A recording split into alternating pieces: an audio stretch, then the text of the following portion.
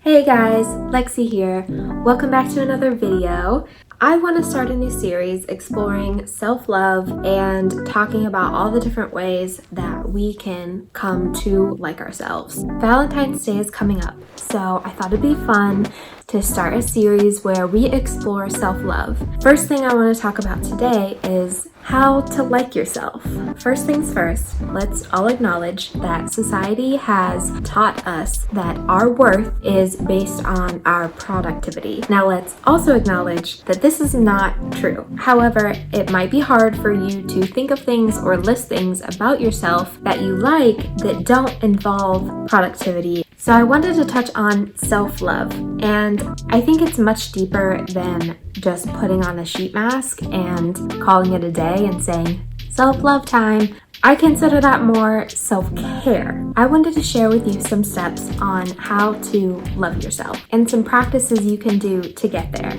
I'm talking about the deep love and appreciation for who you are at your core.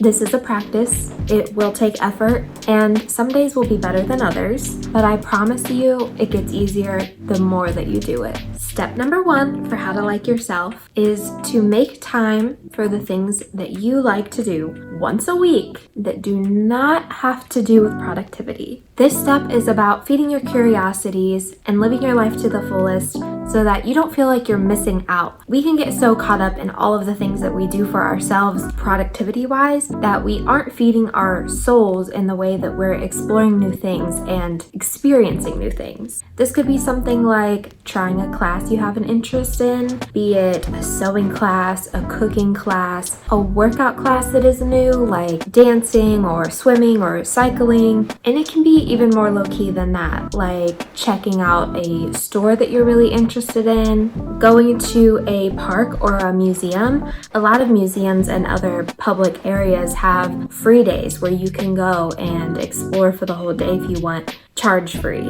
Trying a DIY you thought looked fun. This could be something you found on YouTube, something you found on Pinterest, and it could be really fun and playful. It doesn't have to be to redesign your whole bedroom or make something amazing and huge. It could be something very small and fun.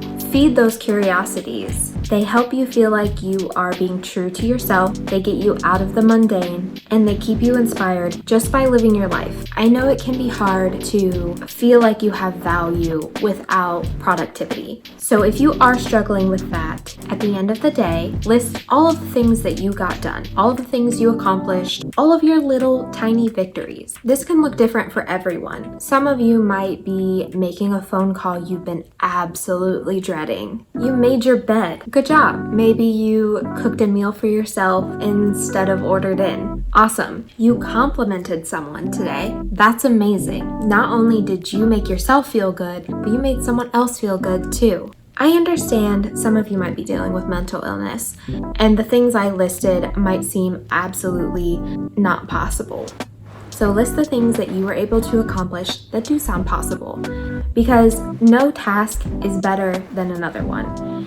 Maybe you have different priorities, but doing anything with yourself every single day is a major accomplishment, no matter what you do. I have days on the weekends that I just need to recuperate. So on those types of days, my list of accomplishments look a little something like taking a shower, drinking my coffee outside on my front porch to get a little fresh air, or watering my plants. But after I've listed all of the things that I've done, even on my lazy days, I feel like I've done so much, and it makes me feel good about myself and makes me appreciate all of the things that I am able to do. Every accomplishment is worthy to be proud of. Step number 3 to liking yourself. Do not do the things that you do not want to do. Don't do it. You don't have to do it. Say no. Say no more often. I promise you, it is hard at first, but you will feel so much more relieved and you will be so much happier. I know a lot of times people have a hard time saying no, especially when there are heavy expectations of them to be somewhere or do something. However, if that makes you unhappy and if it is bringing distress to your life, I recommend not doing it. There's a few books that I've read that kind of touch on this topic of how to feel like you have more control of your life, how to like your life better, and all of them mention not doing things that you do not want to do. And I bet you don't even realize it, but a lot of us do things that we do not want to do almost every single day. And I know that, yeah, like a lot of us don't want to go to work, a lot of us don't necessarily love our day job, we don't want to do certain things certain days, but there are things that are like an absolute no for you that you need to keep that as a boundary and do not let anyone cross it.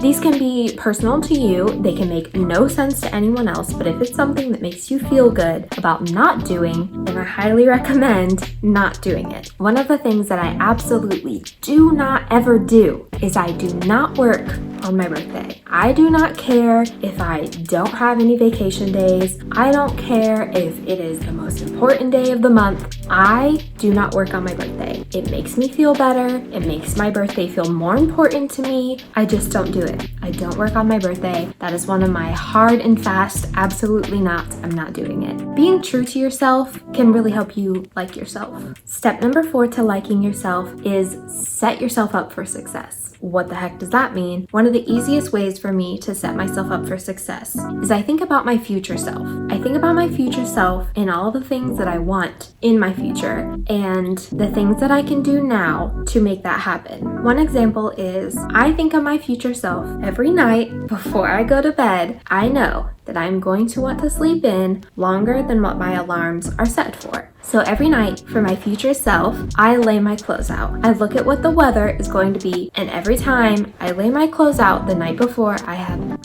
such a better morning. I'm not spending time shuffling through all of my sweaters, trying to make sure I have the right amount of layers on, trying to make sure it's weather appropriate. I lay my clothes out the night before, I get dressed in like 10 minutes the next morning, and it is divine. I absolutely love it. Every time I forget or I don't have time to lay my clothes out the night before, I have the worst morning. I am frazzled. Every morning, I am thanking my past self for doing this for me. Now, I know that this is a very minimal example. However, you can apply this to so many things in your life. If you feel like not doing something, or perhaps you're just feeling a bit lazy, think about your future self and think about setting yourself up for success. What is the thing that is going to help your future self in the long run? And then in the future, when you get to that task or when you find that you've helped yourself out, you feel proud. You feel proud of your past self. You feel proud of your work ethic. Wow, what a convenience. Thank you, past self. Thank you, me. And I promise you, you will like yourself for those split seconds. I really got my back, don't I? Another example of me looking out for my future self is I like to schedule days off. Now, I know a lot of us schedule days off, sure. But I mean, I schedule days off 2 or 3 months in advance with nothing on my calendar. I don't have anything to do that day. It's not for a reason, but I will schedule that day off just to give myself a day.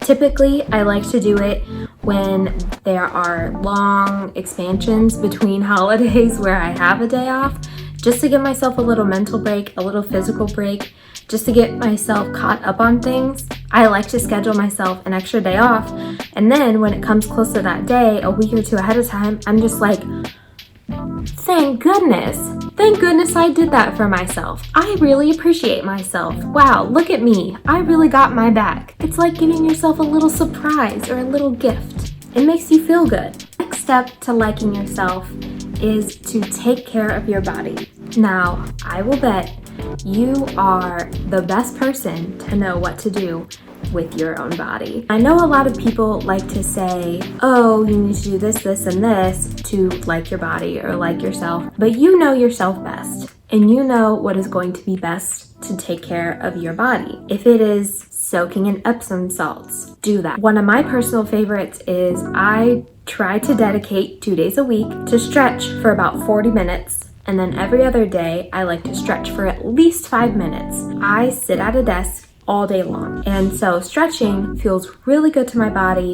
It really gets my body moving in ways that otherwise I never would. And it helps me to break out of those habits of like having my shoulders down, move them back, open up my arms. I can really get some tightness undone that gets all cramped up in here. For some of you, taking care of your body might look like going to the gym. For some of you, taking care of your body might look like just going on a 10-minute walk every day. When I say take care of your body, I mean nourish it, make sure you eat vegetables, and make sure you move it in the way that is right for you. Just take a moment to appreciate yourself for taking the time to take care of yourself. This can seep into other areas as well, like taking care of your skin, making sure you moisturize, all of those little moments that you are taking care of your physical form. All of those moments you are taking care of your physical form in some way, your mind will go to a place of appreciation and gratitude and peacefulness for like even just 5 minutes. And you will start to feel better and you will feel like you like yourself because you're doing something for yourself. Okay, everyone, those are my tips to liking yourself. These are practices, these are tips and tricks that I've used to really just start to appreciate myself and the things that I do for myself and the time that I take for myself. There will be more of these videos coming about how to like yourself, how to like different parts of yourself, practices that you can take in order to get to liking yourself. I know it can be hard, especially in a society that tells us that everything is wrong with us. But I promise you, you can get there. If you like this video, give it a thumbs up and don't forget to subscribe and stay tuned for more episodes of Real Talk.